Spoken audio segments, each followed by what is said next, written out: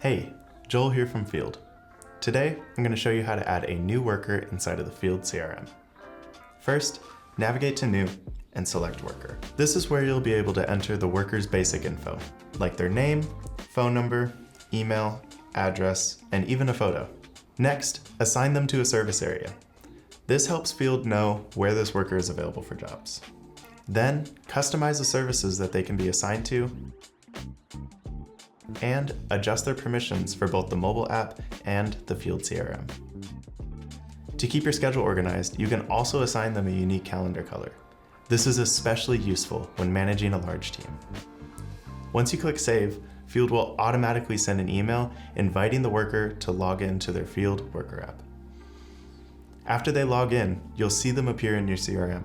From there, they can start receiving job assignments, set their availability, and even sync with Google Calendar to stay organized both inside and outside of Field.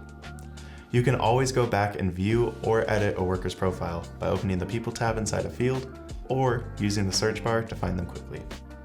And that's it. Now you can grow your team inside of the Field CRM.